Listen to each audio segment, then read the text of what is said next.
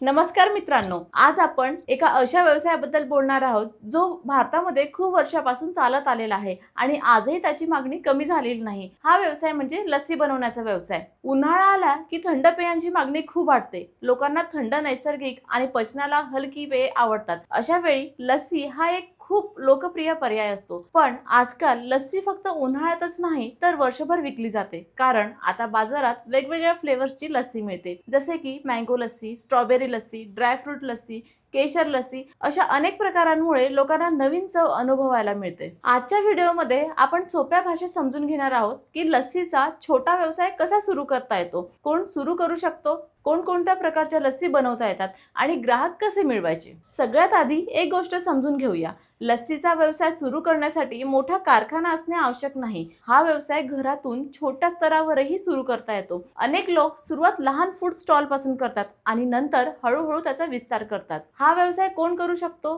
घरातून व्यवसाय सुरू करू इच्छिणाऱ्या महिला, छोटा फूड स्टॉल चालवणारे लोक, हॉटेल किंवा ढाबा चालवणारे लोक, डेअरी व्यवसाय करणारे लोक किंवा एखादी नवीन स्टार्टअप कल्पना शोधणारे तरुण। लस्सीचे प्रकारही खूप असतात। उदाहरणार्थ साधी लस्सी, गोड लस्सी, खारट लस्सी, मटका लस्सी हे पारंपरिक प्रकार आहेत। त्याचबरोबर फ्लेवर्ड लस्सी देखील खूप लोकप्रिय होत आहे, जसे mango lassi, strawberry lassi, chocolate lassi, gulkand lassi. काही ठिकाणी प्रीमियम लस्सी देखील मिळते, जसे ड्रायफ्रूट लस्सी, बदाम लस्सी, केशर लस्सी किंवा राजभोग लस्सी।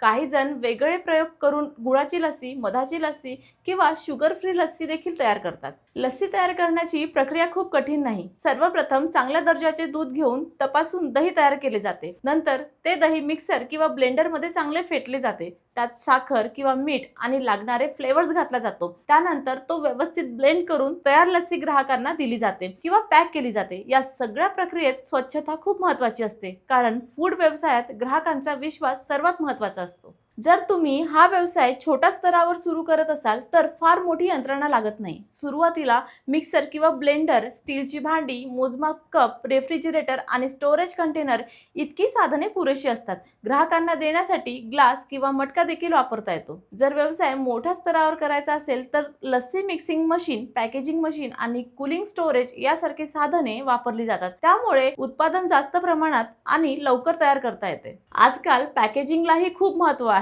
काही ठिकाणी मटक्यात लस्सी दिली जाते आणि ते लोकांना खूप आवडते। काही ठिकाणी प्लास्टिक कप किंवा सीलबंद बॉटलमध्ये लस्सी विकली जाते। जर तुम्ही स्वतःचा ब्रँड तयार करत असाल तर आकर्षक लोगो, रंगीत पॅकेजिंग आणि स्पष्ट लेबल यामुळे ग्राहकांना तुमचा ब्रँड लक्षात राहतो। लस्सी विकण्यासाठी अनेक ठिकाणे असू शकतात, जसे food stall, hotel, college canteen, पर्यटन स्थळे, मंदिर परिसर किंवा बाजारपेठ।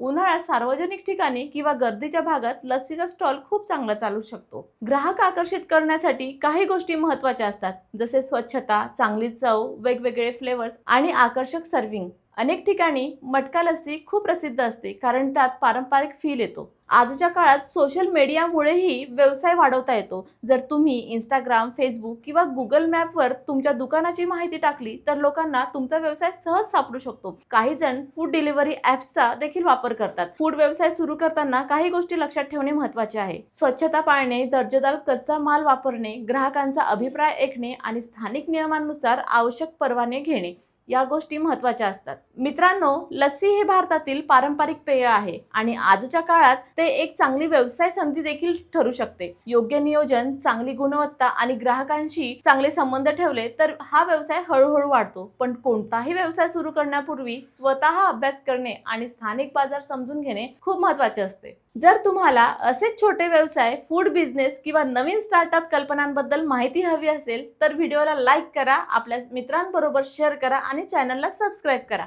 धन्यवाद।